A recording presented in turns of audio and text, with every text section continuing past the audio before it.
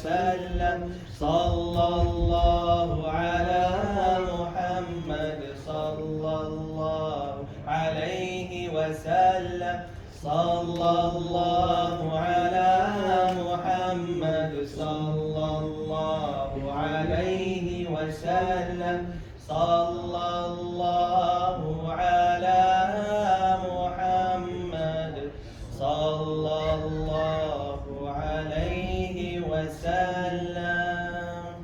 بسم الله والحمد لله والصلاة والسلام على Rasulullah. Assalamu alaikum wa rahmatullahi wa barakatuh. Good afternoon, everyone. Welcome to Islam Study Greater Worcester. Welcome to our monthly program.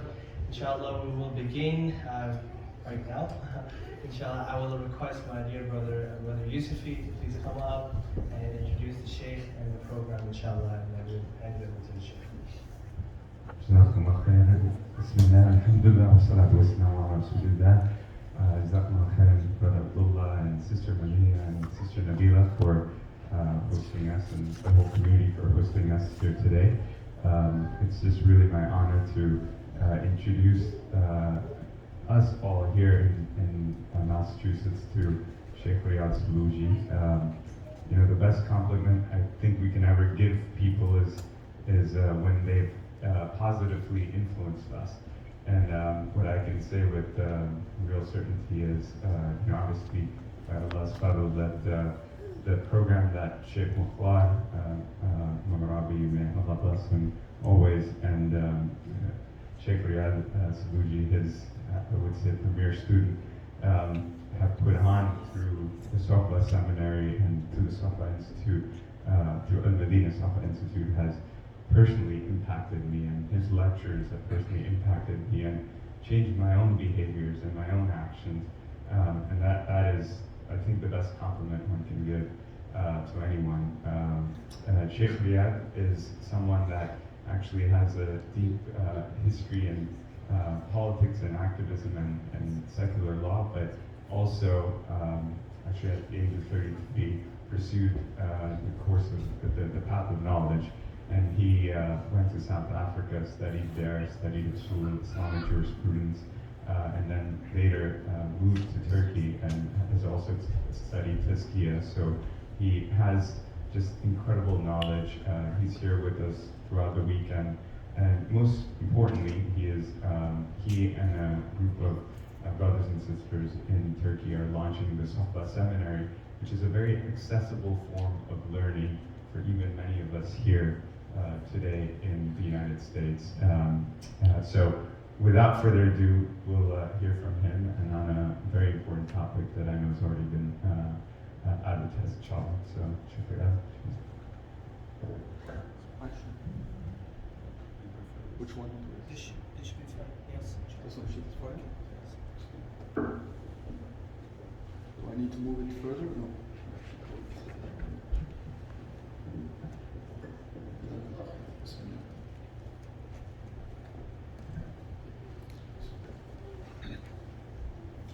بسم الله الذي لا إله سواه الواحد الأحد الفرد الصمد الذي لم يلد ولم يولد ولم يكن له كفوا أحد والصلاة والسلام على أشرف الأنبياء والمرسلين وعلى آله وصحبه أجمعين.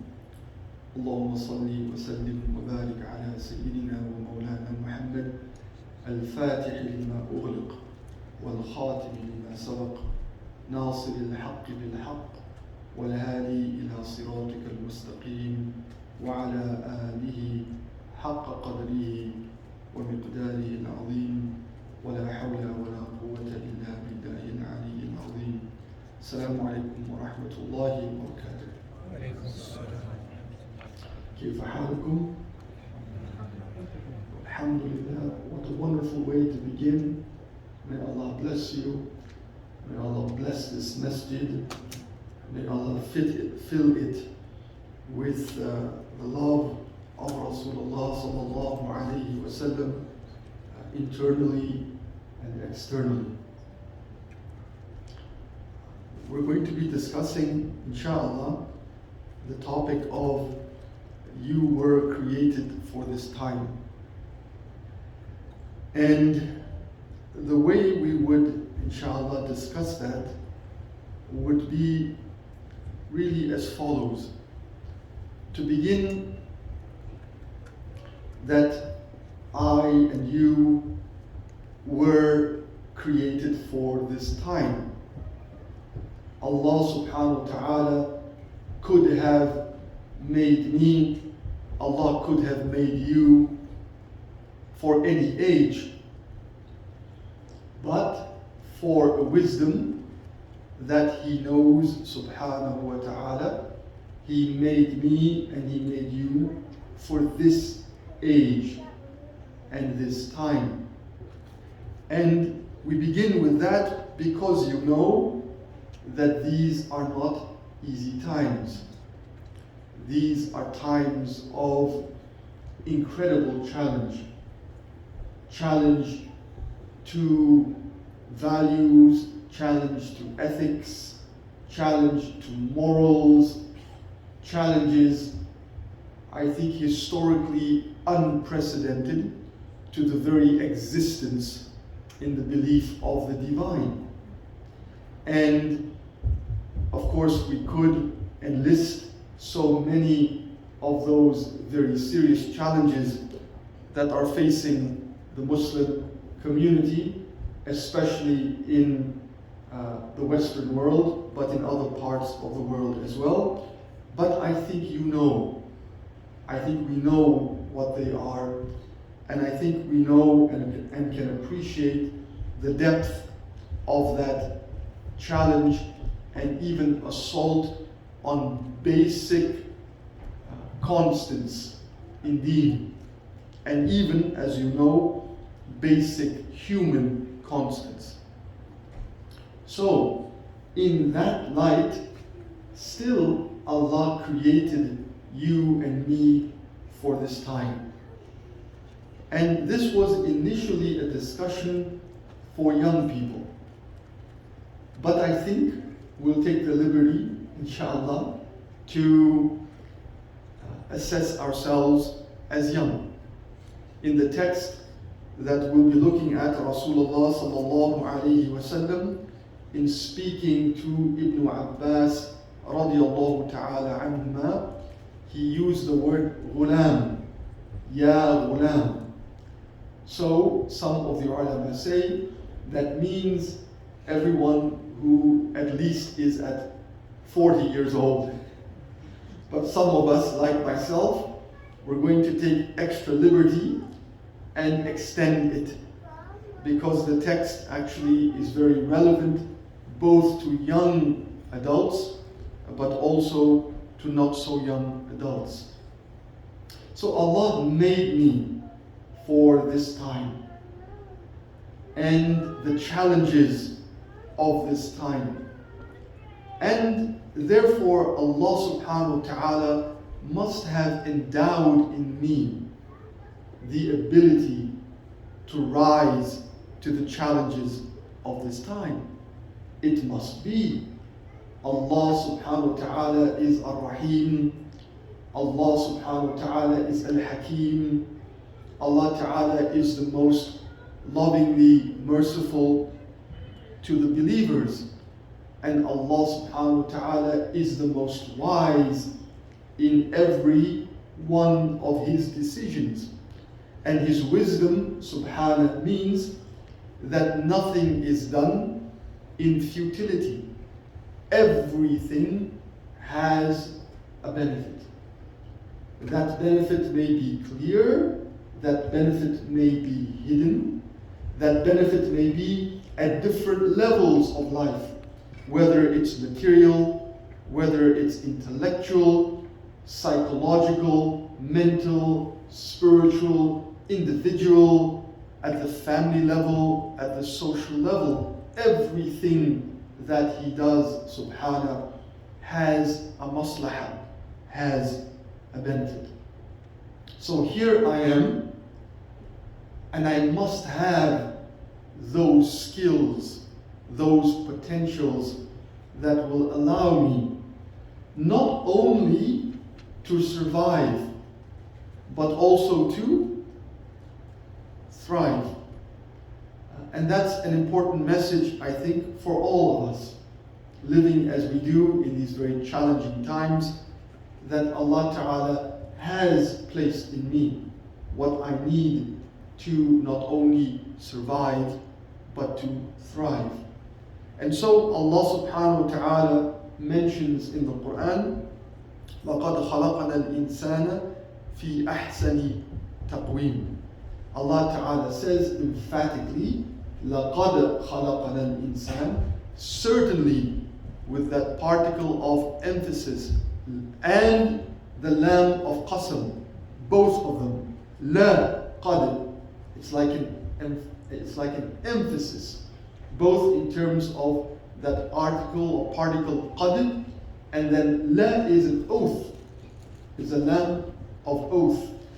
So certainly we have created human beings fi ahsani taqweem, in the most beautiful disposition, in the most beautiful constitution, in the most beautiful form, in the most beautiful spirit. All of this is understood to be within the word taqweem. And so I have in me again the potential. The question is, how would I draw out that potential? The potential is in all of us, but it's latent. It's latent. That potential needs to be, if you like, extracted. That potential is in some way, I could say, locked. In some way, sealed. How do I unlock it? How do I penetrate the seal? So here, we would be remiss if we didn't mention that Rasulullah sallallahu alayhi wa sallam is the key. Is the key. And we began with that very famous formula of salawat upon him, sallallahu alayhi wa sallam, al-Fatihi lima ughliq. He is the key to what is locked. He is the opener to what is sealed. Now this is very spiritually rational and very rationally rational. Allah subhanahu wa ta'ala has made him, sallallahu alayhi wa sallam, to be the cause and the means of not only good, but every good. He's not the cause, sallallahu alayhi wa sallam, of simply good. But when we ponder it carefully, actually, he has been made the cause of every good. Sallallahu alayhi wa sallam. What good that I experience in my life that actually he wasn't, sallallahu alayhi wa sallam, the cause and the key of. Ponder that. What material good do I have that I know how to use properly for it to be good? What standards of life do I live by? Myself, my family, my children. How do I know? Ponder this. How do I know how to love my children? There are many people who express what they think is love, but sometimes it's not love. It's actually hurt. How do I know how to love them? How do I know how to behave with them? How do I know what thoughts that filter through my mind are good? How do I know what thoughts that filter through my consciousness are bad? How do I know what feelings are good? Really ponder that. How do I know what feelings are good? What's the criteria? What's the measurement? Actually, all of that is from his guidance, sallallahu alayhi wasallam. At the individual level, at the family level, at the social, political, state, international level, at every dimension or strata of my existence. Intellectual, rational, spiritual, emotional, mental, psychological, material, biological, physiological, in every way. Allah subhanahu wa ta'ala made him the Fatih lima ughla. The Fatih, the key for what is sealed. And the salawat continues with other beautiful descriptors of what Allah made him to be, sallallahu alayhi wasallam.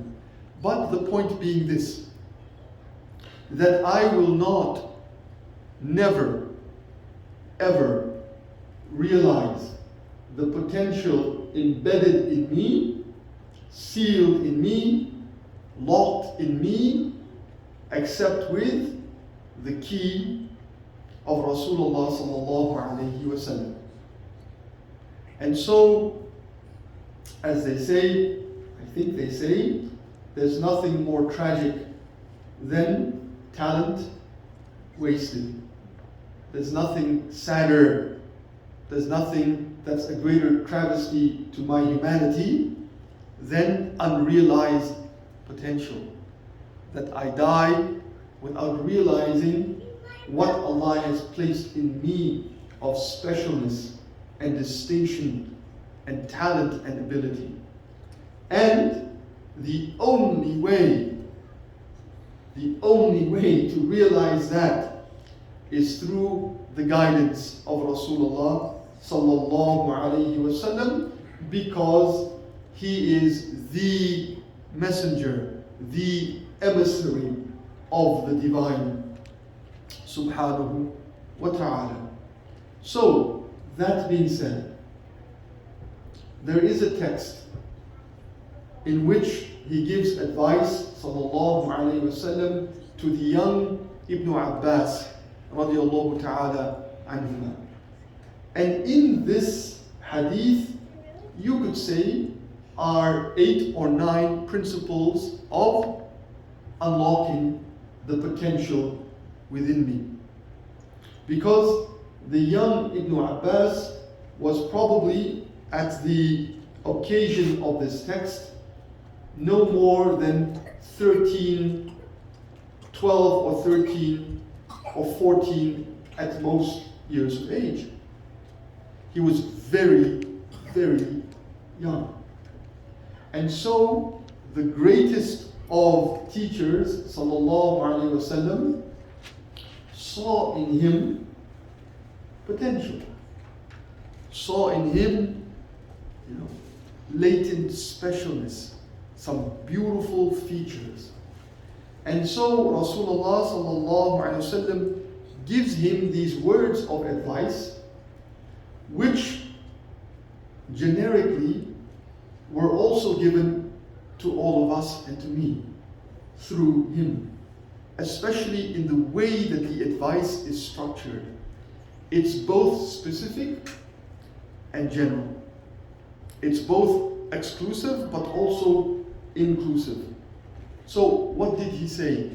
And we should say this, of course, the proofs of the proofs of a teacher are his students. And so of the proofs, one could say, of the nubuwwah of Rasulullah sallallahu alaihi wasallam, that is more complex than even a scientific proof. It's a human proof. It's a human life. And there are many, many proofs about his nubuwwah sallallahu alayhi wasallam, and who he was, not only a Nabi, but as texts teach us, the first Nabi. Because he was, in established texts, he was created, sallallahu alayhi wasallam, his meaning, his essence, before Allah Ta'ala created Sayyidina Adam alayhi salam. So in some ways, he's the first quote-unquote Nabi in that realm, but not in the material realm, and he is the last Nabi in the material realm. And so the proofs of his nubuwwah are expressed so beautifully in his companions, sallallahu alayhi wasallam, and the lives that they led. Human life, with all of its challenges, with all of its complexities, they were, as one text indicates, they were stars. They were stars that illuminate, if you like, the firmament of what we know historically as human experience. And of those stellar constellations was Ibn Abbas radiallahu ta'ala anhuma.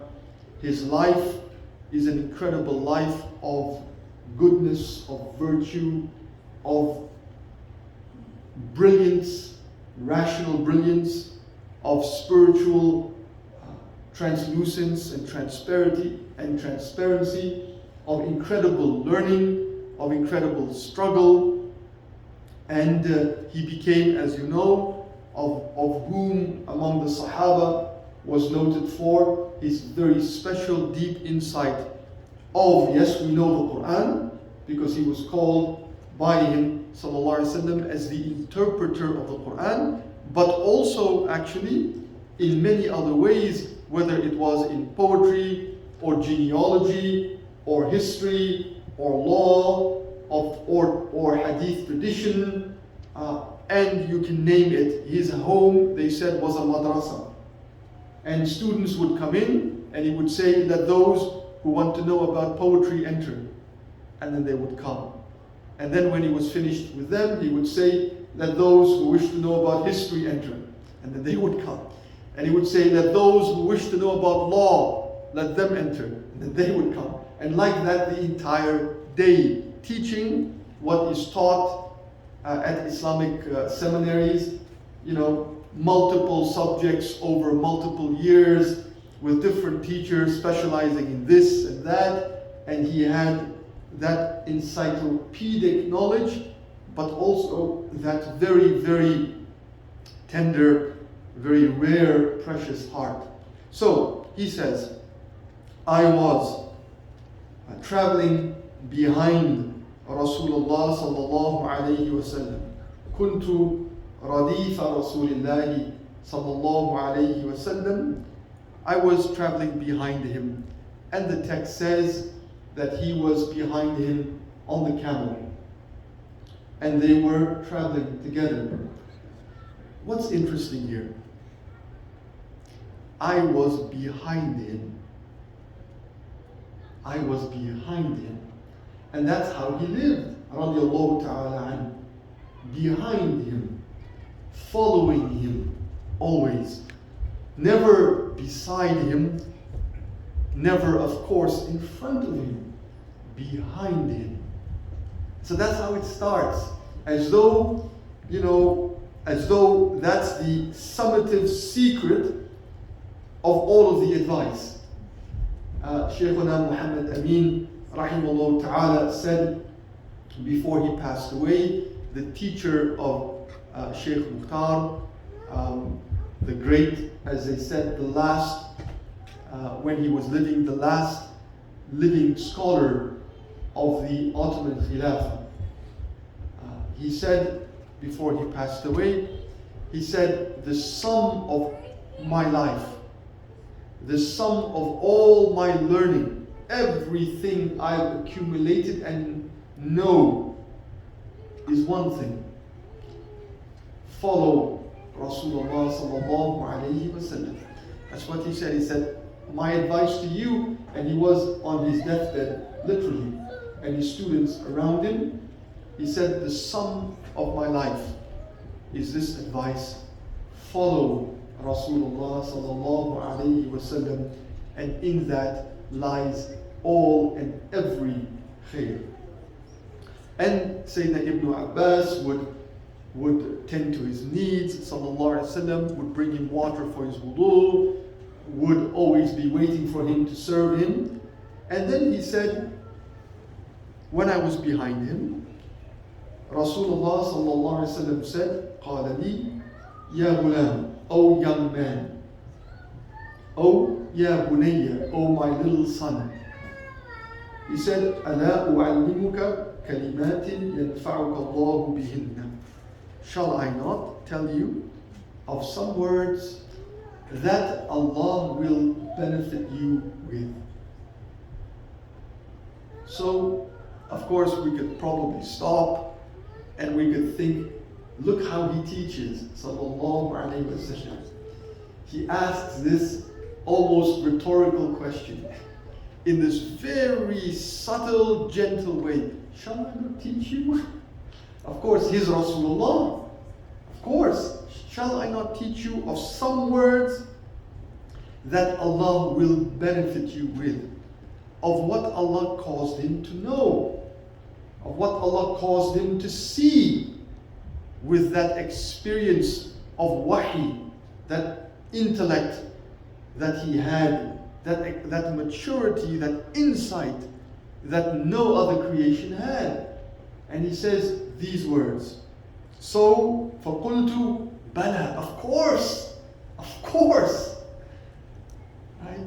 And then he says, فَقَالَ صَلَّى اللَّهُ عَلَيْهِ وَسَلَّمَ, and what follows are the keys, the 9 keys to life, to success and happiness, noble success and happiness in life.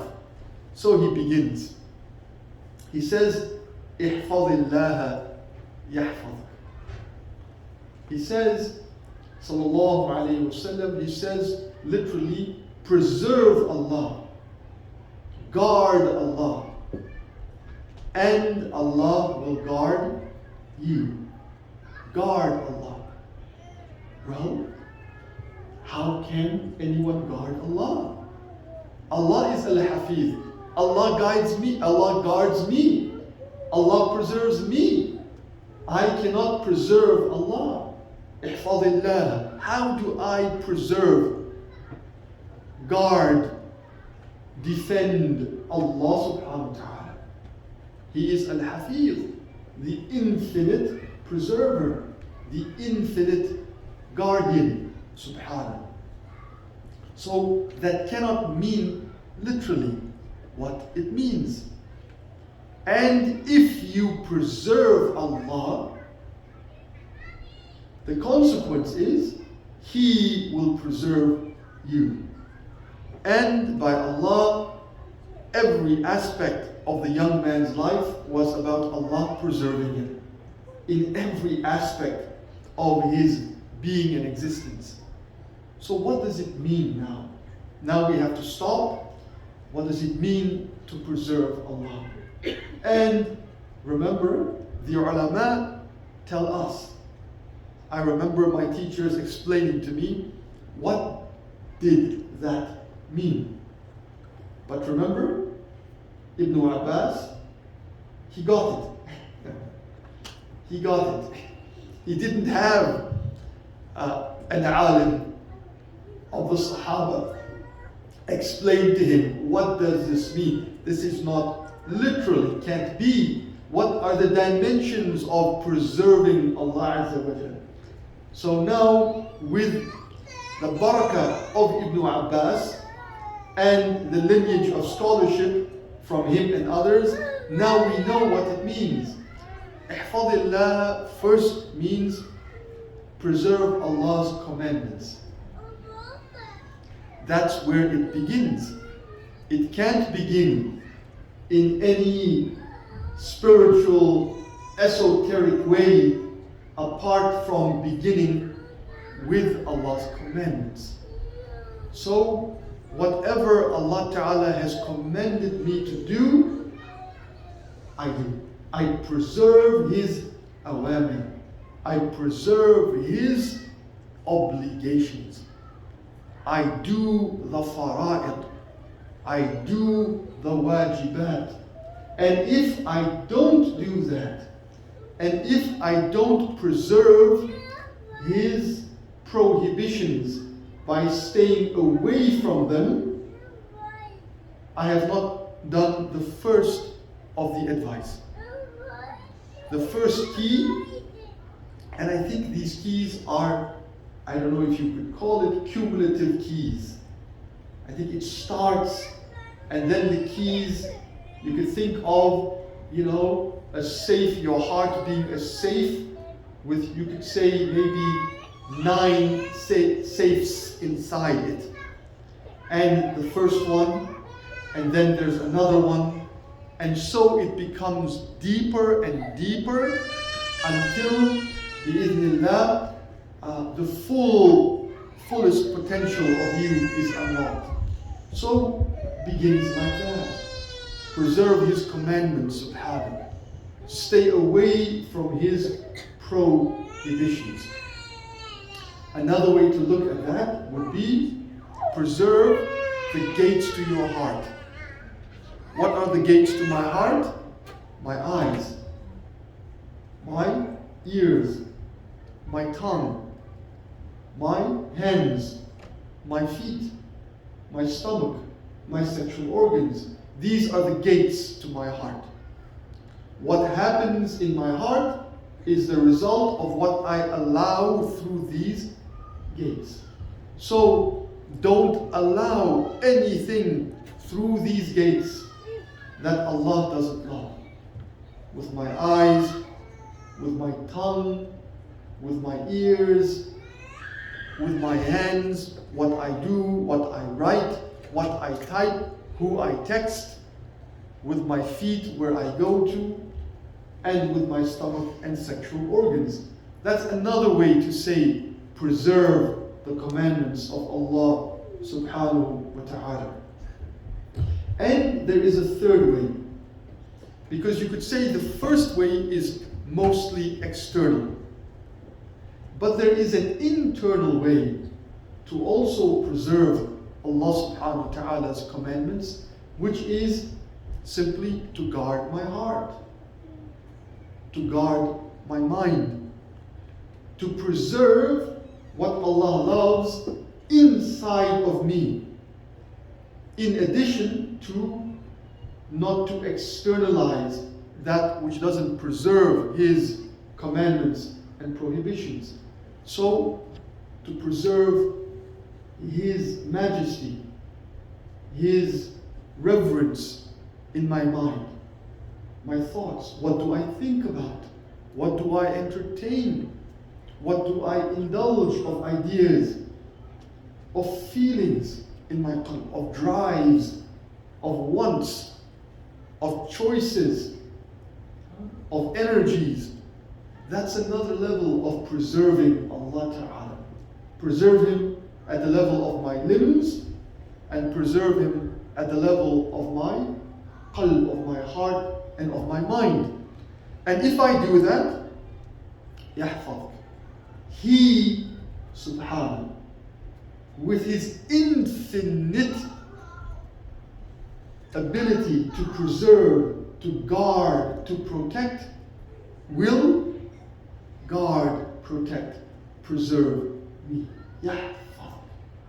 So that could be enough in terms of an incentive to preserve Allah subhanahu wa ta'ala's commandments. Allah will preserve me. How would he preserve me? And sometimes maybe we need to trace out some examples to make it more real. In my mind, in my health, as he knows is best, in my children, in my family, in my work. Those who wish to harm me, he preserves me. He preserves the iman in me in challenging times, so I don't lose it. He preserves it. The beautiful akhlaq that I strive to embody, He protects it. You can think of so many, because the manifestations of His hifz are infinite. The manifestations of His name, subhanahu, are infinite. There's an infinite way that His hifz is expressed in this world. My family, my community, our society, our masjid, if every person in the masjid preserve Allah internally and externally, Allah will preserve the integrity of the masjid. But if half or more are not preserving Allah Azza wa Jal, then Allah will not preserve the integrity, the unity, the barakah of the masjid. Like this at every social manifestation, it begins here. Then he says, number 2, very intriguing even, he says, احفظ الله تجده أمامك. So he repeats it, sallallahu alayhi wa sallam. He says again, احفظ الله. And of course, in the speech of Allah and His Rasul, sallallahu alayhi wa sallam, there is no repetition without purpose. Why is there the repetition of preserve Allah? What do you think? Excuse me. What do you think? What could serve the purpose of this repetition again? احفظ الله.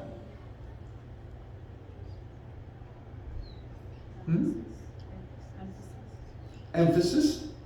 It could mean emphasis indeed, yes. What else? Okay, implying that it's actually difficult to do. So. Implying that it's difficult. Keep doing it. Yes. Don't stop doing it. That's also, I think, maybe part of the meaning. Keep doing it. Because it's easy to give up. So let's say I slip. Let's say in some matter I don't preserve Allah Ta'ala's commandments. Don't feel dejected. Don't feel despondent. Don't feel helpless. Get up, continue. Ihfadillah. Don't stop. There's a note of incredible optimism here. Don't stop. Continue. Continue. Be relentless in this quest.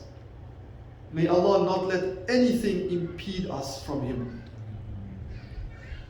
including and most importantly ourselves. May Allah never allow anything to stop us from Him by His rahmah and by His love. So yes, ihfadillah, continue, emphasis. Deepen your understanding of preserving Allah. Internally, ihfadillah, deepen it. Preserve Him in your mind, in your heart, when you're alone, in your thoughts, in your emotions. Preserve Him in the most special way. When you have something valuable, like what? I was going to say like a daughter or a son, right? And that holds true too, of course. I was going to say just a pearl, very, very precious pearl. How do you preserve it? In velvet, in a safe, in a security box, I don't know. Make sure it's not scratched. Make sure it's not, effaced or defaced in any way. How do you preserve it? Now, as we know who Allah is, what does that impose upon me to preserve? Preserve His beauty, preserve His majesty in my heart, in the finest of things. And that's why the ulama, awliya, our teachers, how I put my shoes. I can see that now. That's how preserving Allah with the smallest adab, the please, the thank yous, you know, the crumb that's left on your plate that you don't have to eat, but it's preserving a respect for the rizq that Allah gave. The way we sit, the way we talk, the way we walk. There's an endless range. There's an endless space of ibadah in preserving Allah subhanahu wa ta'ala in our mind and heart. So it's like he's telling him, sallallahu alayhi wa sallam, preserve, don't stop, in the sense of there are deeper levels. And we will never be able to preserve him, subhanahu, as he deserves to be preserved and guarded in our mind, in our heart. And then he says something really beautiful. Of course, everything he says is beautiful. Sallallahu alayhi wa alihi wa sahbihi wa sallam. He says, احفظ الله تجده أمامك. Preserve Allah and you will find him in front of you. So, wajada, yajidu in Arabic means to find. Right? Wajadtu هذا الشيء. I found this thing. Right?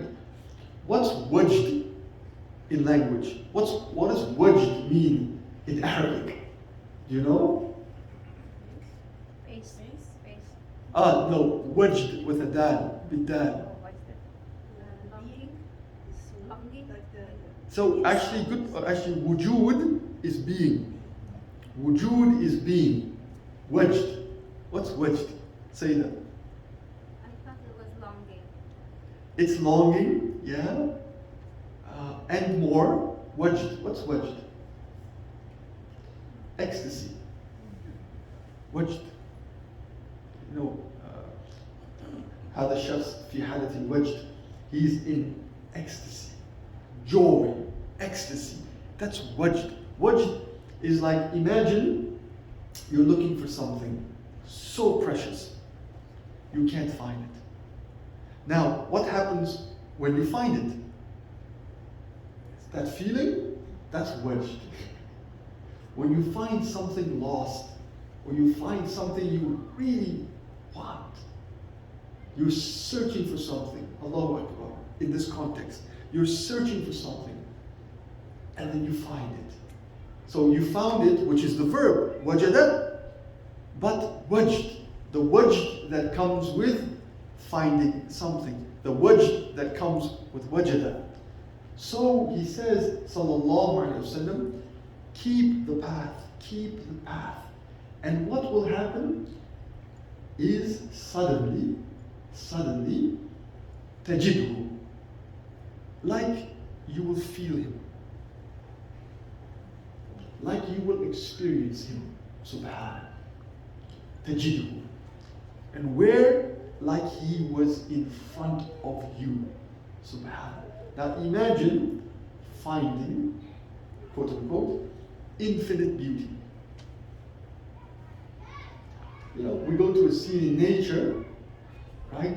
And if it's very beautiful, it's arresting to the senses. You ever had that experience where you turn a corner and suddenly it's like, you know, wow, ocean, mountains, waterfall, whatever. Now imagine infinite beauty. Imagine finding infinite beauty. Tajidhu amamak. And it's like Allah was always there. But now, I quote unquote found him. He found me, subhanAllah. But it's like I found him. And now I might live as though I live in his presence. Tajidhu amamak. Now you found Allah. Wherever you go, you find Allah. Whatever you do, you find Allah. So he's indicating here, sallallahu alaihi wasallam, to something very special and very subtle that the ulama teach us. Keep that hifz of Allah Ta'ala until by his love, by his will, by his ihsan to us, tajidu. It becomes experiential. Your relationship with Allah becomes experiential, not merely cognitive, not merely intellectual, not merely conceptual, it becomes experiential. So that's the second key to life. You know? May Allah allow me to walk and to take these keys. Because what a life, imagine what's worse than a life lost with squandered talent. A life lost by missing the infinite. Imagine a life, the life of a kafir, that misses the infinite and will miss the infinite for infinity. So then he says the third bit of advice, which actually, subhanAllah, when you think about it, I think for sure everything is connected like a string of pearls. So the next one maybe expresses that hifz practically in some aspect. He says, sallallahu alaihi wasallam, تعرف إلى الله في الرخاء يعرفك في الشدة.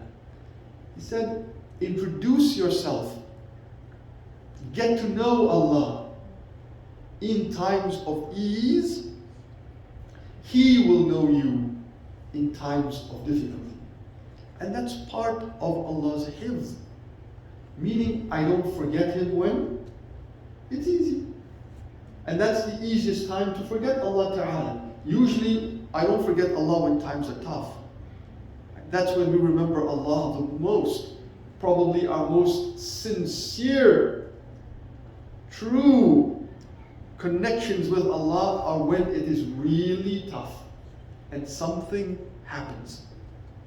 But that immediacy and that connection is usually not felt, and I usually don't expend any energy when it's easy. When it's easy, I feel self-sufficient. When it's easy, I feel independent. And then I don't reach for Allah Ta'ala. I don't introduce myself to Him, subhanahu wa ta'ala. It's like, subhanallah, it's like, well, if you have a friend, and that friend helps you a lot, and your time, and you're doing really well, do you need the friend? Well, if that friend is only because you use them when the weather is bad, they say a fair weather friend, you only reach out to them when it's bad, plus I don't need you, I'm doing fine. So that's the attitude that I must not have. I need Allah in every hal. I need Allah at every moment of every nanosecond. I'm in need of Allah Azza wa Jal. And so he's saying, sallallahu alaihi wasallam, don't develop this attitude of independence when things are good, things are easy, and then I forget Him. He says, on the contrary, get to know Allah Ta'ala when it's easy, and Allah will know you when you need Him when it's difficult.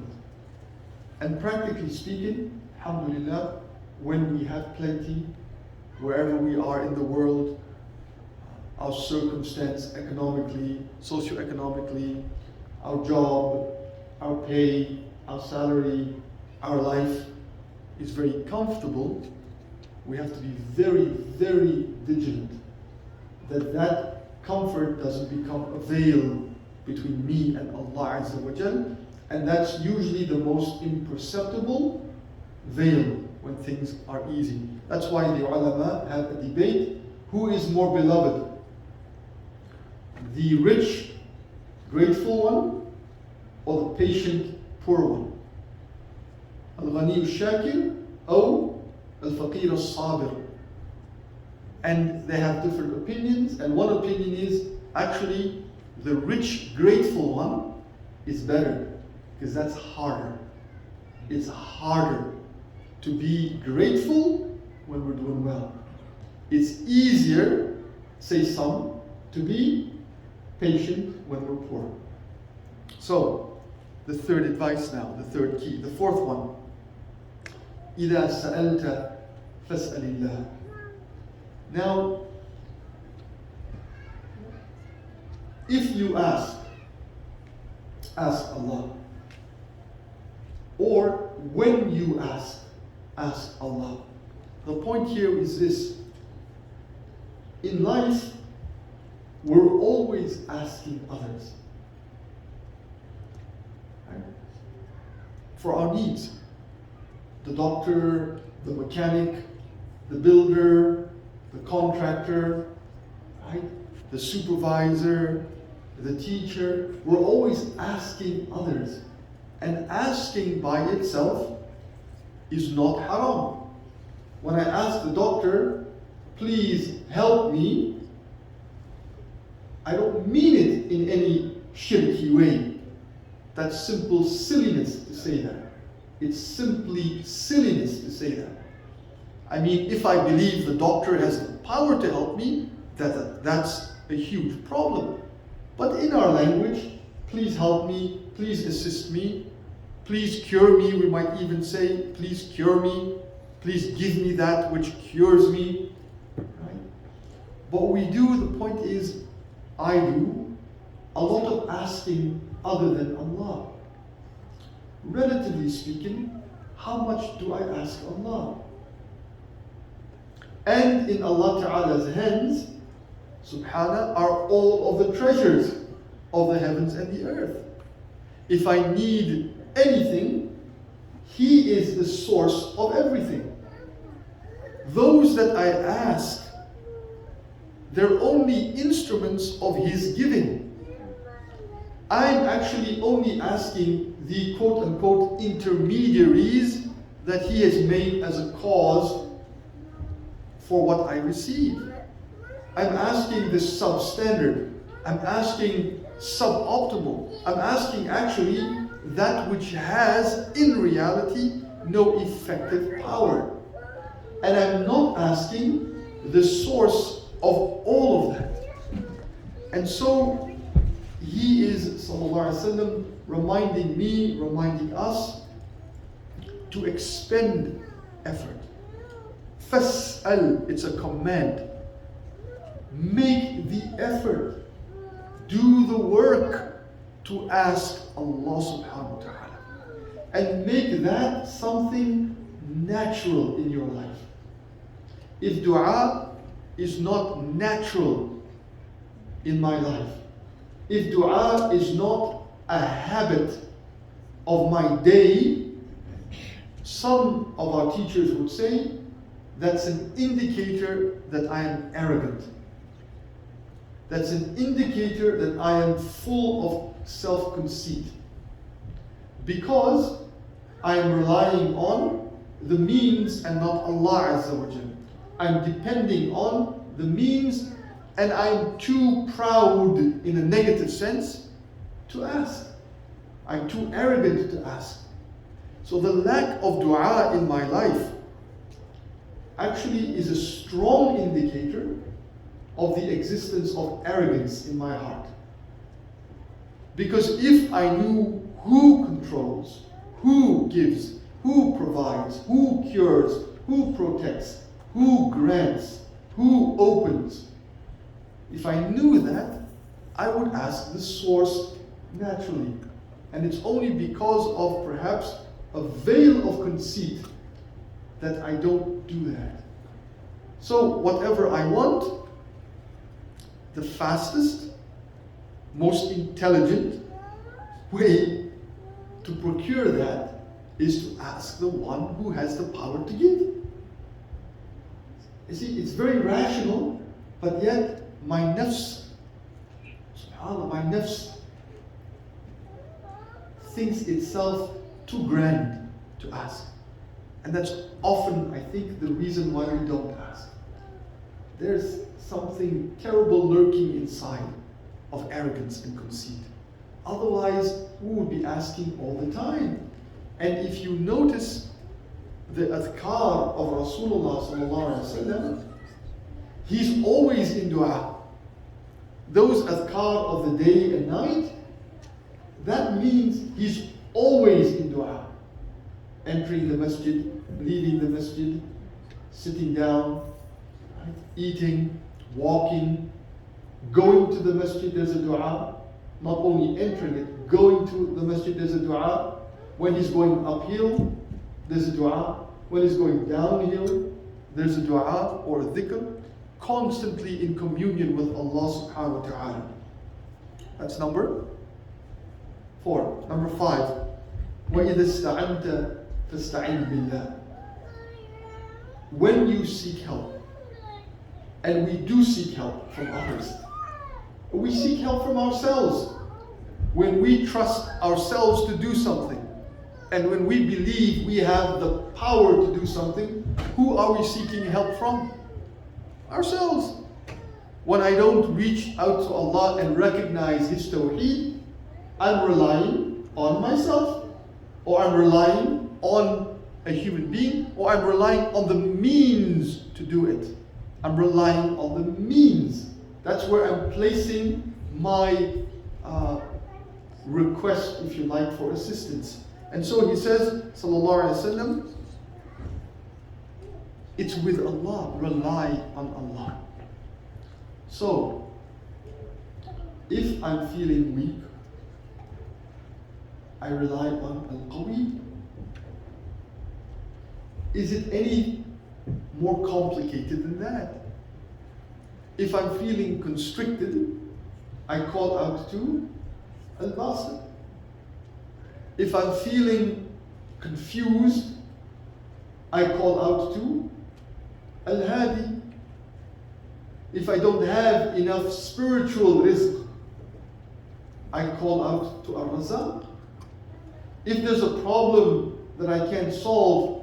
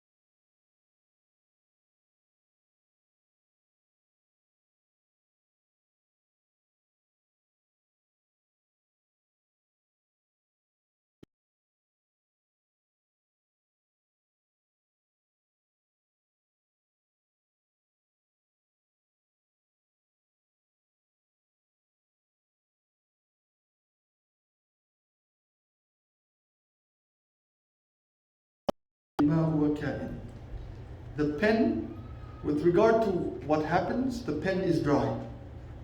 Meaning, Allah has decreed everything, and I know that in my experience after it happens. But Allah Ta'ala, everything to be. Ma huwa kain. Kain is that which is existing. Thoughts, feelings,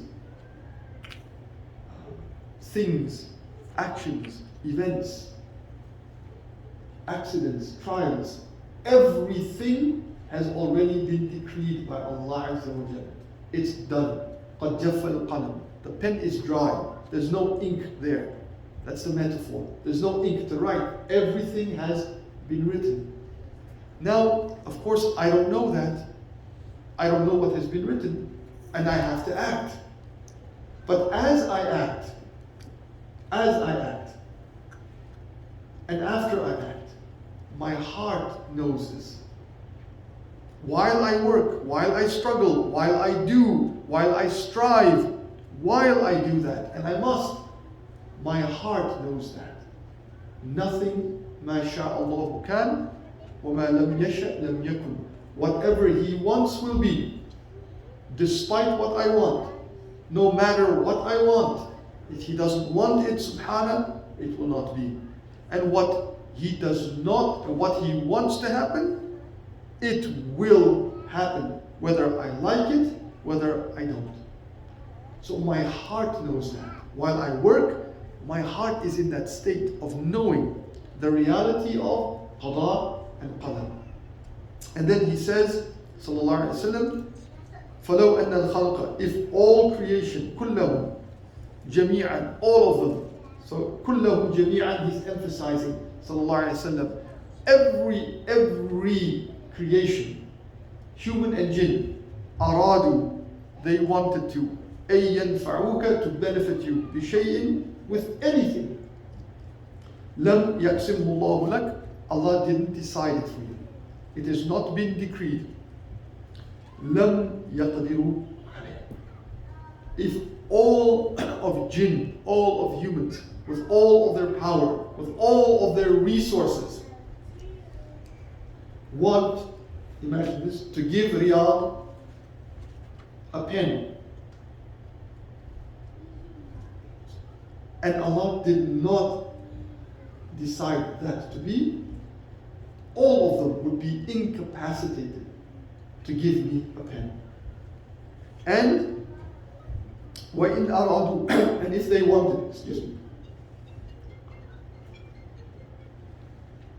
and if they wanted أَن يَضُرُّوكَ, to harm you or hurt you, بِشَيْءٍ, with anything, لَمْ يَقْضِ اللَّهُ لَكَ, or لَمْ يَقْضِ اللَّهُ عَلَيْكَ, that Allah didn't decree for you, لَمْ يَقْدِرُوا عَلَيْكَ, they would be unable to do that.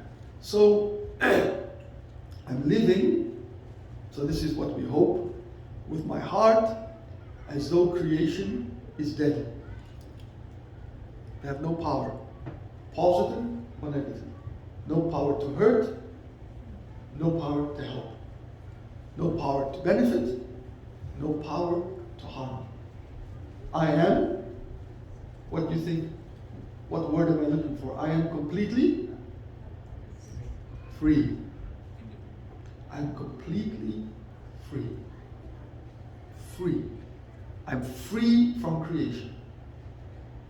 I am liberated from the expectations, the demands, the wants, the needs of my environment completely.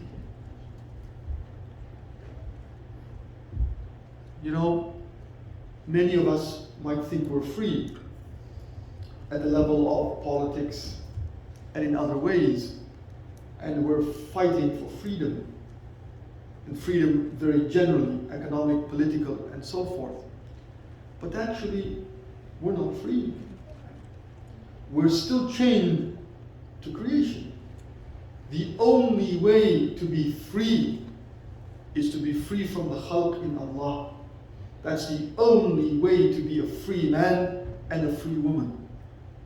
Their expectations, their demands, their customs, their habits, whatever, what have you, they do not harm me or hurt me. Now imagine living like this. Imagine being a young person living like this.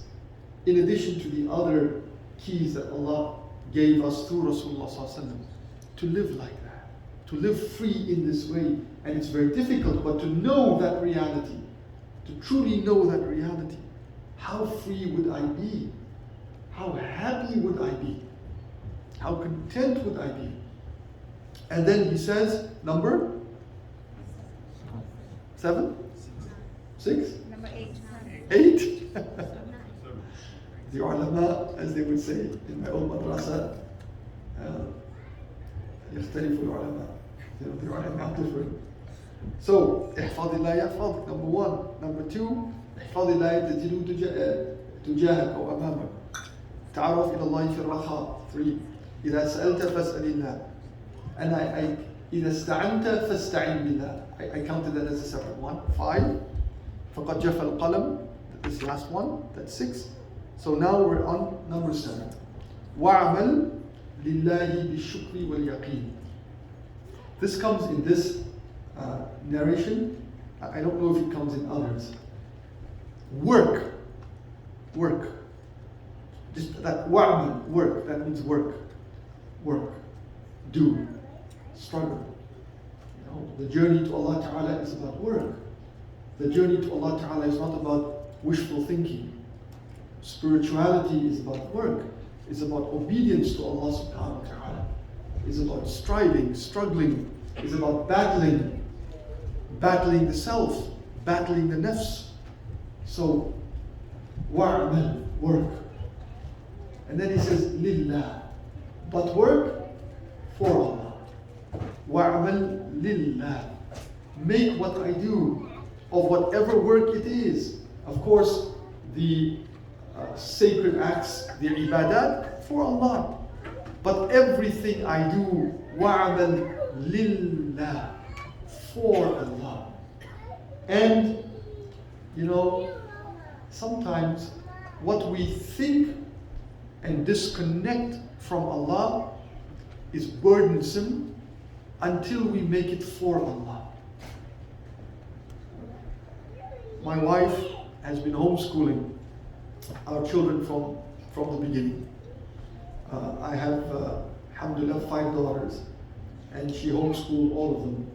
And she's homeschooling the 3 youngest now still. And she graduated. This is a side story, it might be useful. Allahu A'lam. She graduated. She did biochemistry. Then she did electrical engineering, decided not to go into medicine, you know. And so she was in university for 7 years. Then when I was a student, she worked. And then she stopped when the first child came, Sophia. And she hasn't gone back to work since. And she used to always say, of course, calmly, you know, I don't have time. You know, don't have time to study. Don't have time for ibadah. Don't have time for Quran, for khalwa, for seclusion. I don't have time for myself. I don't have time to think, to ponder, to reflect. I'm so busy. And, you know, you're doing what you're doing. I was a student back then. You're studying Deen, mashallah. You're with the brothers. You're in the madrasa. You're with Shaykh Taha. You're reading the books. You're going to i'tikaf. You're and then at a certain point in her life, you know, years ago, she said, it's all ibadah. All of this is ibadah. All of this is dhikr. All of this is qurb to Allah Azza wa Jal. Allahu Akbar. And she showed me a text.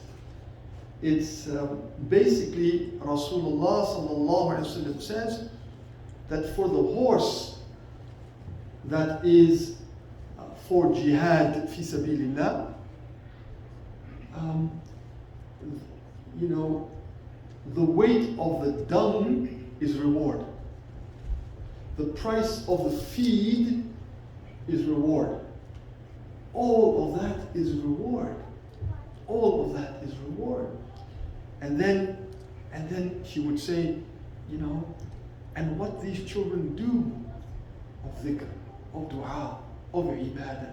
Indeed, what you do, you know, because I freed up your time. All of that ibadah, dhikr, qurb to Allah Azza wa Jal in ways that Allah knows can be more powerful, more connecting to Him than acts of ibadah that I think I want to do and I think will take me to Him, but He decrees otherwise. And the abd is, Ya Allah, what do you want? That's why the woman in her menses, the ibadah is not to pray. And if she insists on praying, it's a disobedience. Because the ibadah of the moment is what do you want? Not what do I want, though you may want to pray. What do you want? Not what do I want? So, وَعَمَلْ لِلَّهِ. Do it for Allah Azza wa Jal. And then he says, بِالشُّكْرِ وَالْيَقِينِ. He says, do it for Allah with gratefulness. You know, doing something, praying grudgingly, praying because it's a fard, praying because I have to, Abi, do I have to, versus with love, with gratitude. What you don't have to, actually you do, you do, but you don't have to, oh yeah, do I have to pray the sunnah? It's 2 and 2 and 4 and 4, that's so much. It's before 4, before Dhuhr, 4? Can I just do 2? Or you never just do the fard? Fine, you don't have to. But if you knew the khair in it, if you knew the gift of salah, you would be praying it 50 times a day. Don't think you're doing Allah a favor. Don't think these 5 salah, I've done. Actually, what we owe Allah are 50 because of His grace for us. 5 salahs is just a rukhsah in one sense. Just a rukhsah in that dimension from Allah Ta'ala to me. So there's a big difference between doing something with love, bishukr, with longing, with desire, than doing it mediocrely and with a grudge. And there's a big difference in doing something doubting, hesitating, testing Allah. I made dua to test, does Allah give? Ya Allah, I'm kind of, inside me I'm testing you. Ya Allah, do you give? There's a big difference between that and yaqeen, certainty with Allah. Certainty that He sees, that He hears, that He knows, that He loves. There's a big difference between work like that and work like this. If you had a choice to hire someone, that just, subhanAllah, think about that. You had a choice to hire someone. And probably many of us have been in that situation, either hiring someone or a fellow employee. And they're going to do it dragging their feet. Dragging their feet. Grumbling, moaning, complaining, maybe not with their words, but with their inner state. Doubting, they don't believe in the company, they don't believe in the project. I've had experiences like that, where you're working with someone that doesn't believe in the vision. They don't believe in the vision. They doubt it. And it's impossible to work with them. Nothing gets done. And if it gets done, it's not done well. It's not done with ihsan. There's no incentive. It's torture. I wish we could part ways and not work together. Now, you and Allah. You're the slave that does it, and this is Allah. This is not any employer. This is Allah subhanahu wa ta'ala. So He says, do it for Allah, with gratitude and love and certainty. And maybe if I switch that on in me to work with love and to work with certainty, as we will see, I think later on today, we have a discussion about yaqeen. We'll see that actually yaqeen changes everything. Certainty changes everything. Of the ulama were those who told their sons, Al-amalu la yustata'u illa bil yaqeen ya bunay. Work cannot be done except with yaqeen. If you want to work, if you really want to accomplish, you'll never accomplish that except with yaqeen, with certainty. And so, this such beautiful advice in terms of work, of life. وَعَمَلْ لِلَّهِ بِالشُّكْرِ وَالْيَقِينِ. Allahu Akbar. Allahumma ja'alna min ash-shakirin من الشاكرين الموقنين. اللهم اجعلنا من الشاكرين الموقنين. And then lastly he says, sallallahu alayhi wasallam, the closing advice. Life is full of ups and downs, right? So up to this point, he spoke in some ways, sallallahu tangentially about that.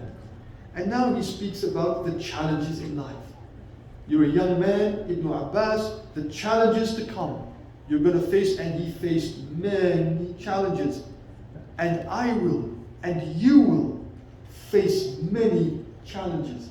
And as we get older, one of my teachers told me, he says, not only does it not stop, it gets worse, he said.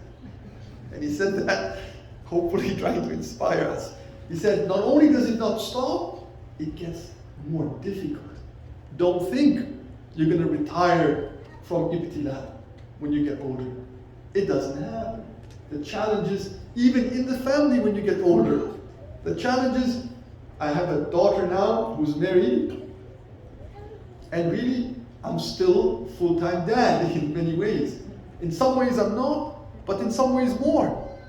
In some ways even more involved emotionally, more involved in other ways, maybe not in the sense of provision, but it doesn't stop.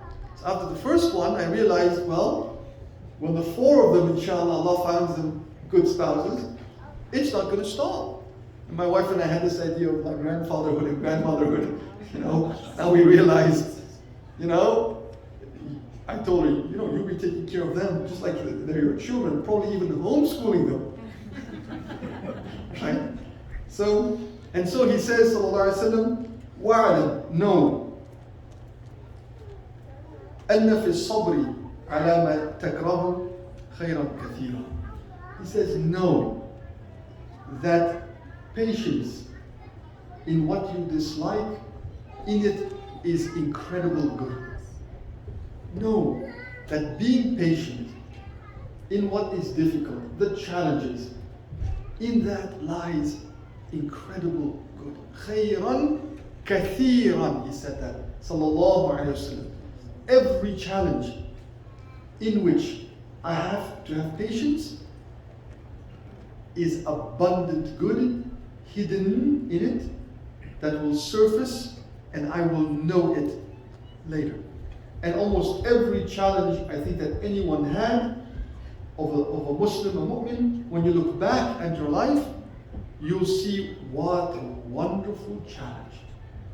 What I learned, what I became, what I developed in, what I knew and learned about myself in that challenge. So he tells the young Ibn Abbas, know that patience in what you dislike, that has great good. And then he says, وَأَنَّ النَّصْرَ مَعَ الصَّبْرِ, and that relief, victory, comes with patience. He's saying here, sabr is a key. Sabr is a key. وَأَنَّ الْفَرَجَ مَعَ الْكَرْبِ, and he says that with difficulty will come relief, will come ease. وَأَنَّ مَعَ الْعُسْرِ يُسْرًا, and with difficulty is ease at the same time. That's part of, inshallah, the grace of being patient. That مَعَ الْعُسْرِ يُسْرًا doesn't mean after difficulty comes ease. That ma intends to be here also, with difficulty comes ease. Meaning Allah Ta'ala is too kareem to make ease follow difficulty. He makes ease in parallel with difficulty. So whenever, and if we're aware of that, as it's difficult, He's giving ease. As it's difficult, He's in so many ways. It could be worse. I could not handle it. I could not have the energy. I could not have the strength. So all of that are aspects of yusr, of ease. But the point here is that sabr. Sabr is the key to life. Because life is with its challenges. The next one, as we remind ourselves, is around the corner. The next challenge in your life, in my life, is about to happen. Allah knows.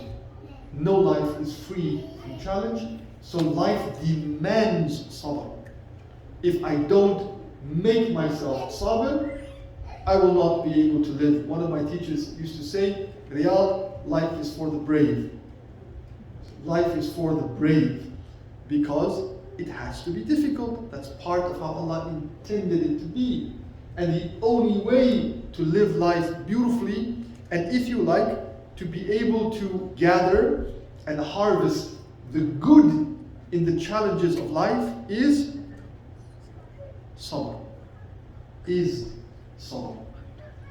And with that ends his advice, sallallahu alaihi wasallam, to Ibn Abbas radiallahu ta'ala anhuma, to preserve Allah, and Allah will preserve you. Number one, continue to do that, and you will find and experience Allah in front of you.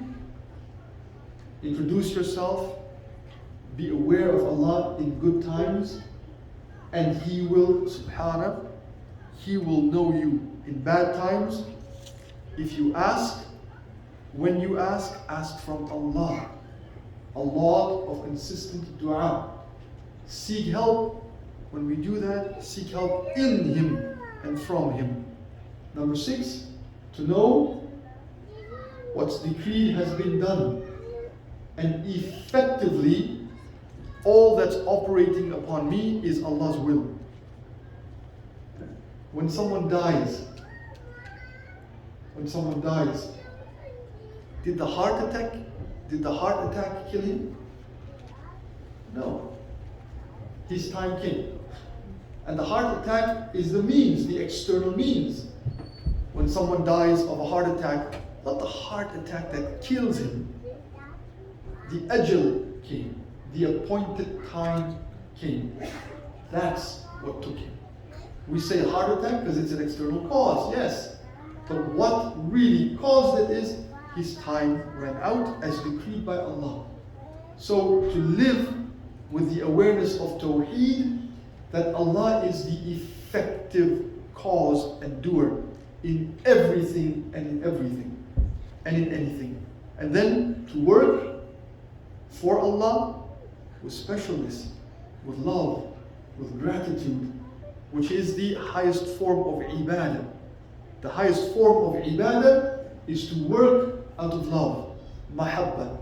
As the ulama say, the highest maqam is the maqam of mahabbah, hub, love. And therefore, Rasulullah is al-Habib, because he has the highest maqam, the maqam of ultimate mahabbah with Allah Ta'ala, and to work with certainty, not with doubt, not with to test Allah Azza wa Jal. And lastly, patience. Patience in trials, and in patience is good, in patience is relief, in patience is victory, in patience is the alleviation, and in patience, inshallah, is patience during the trial from Allah Ta'ala's rahmah. When I'm patient, there will be ease in the trial, in addition to ease after it. Bi-idhnillah. May Allah subhanahu wa ta'ala make us those who listen and follow the best of what they hear. May Allah subhanahu wa ta'ala not deprive us of the keys of the anwar of Rasulullah sallallahu alayhi wa sallam. And may Allah subhanahu wa ta'ala make us of those who practice these 8 principles in our lives.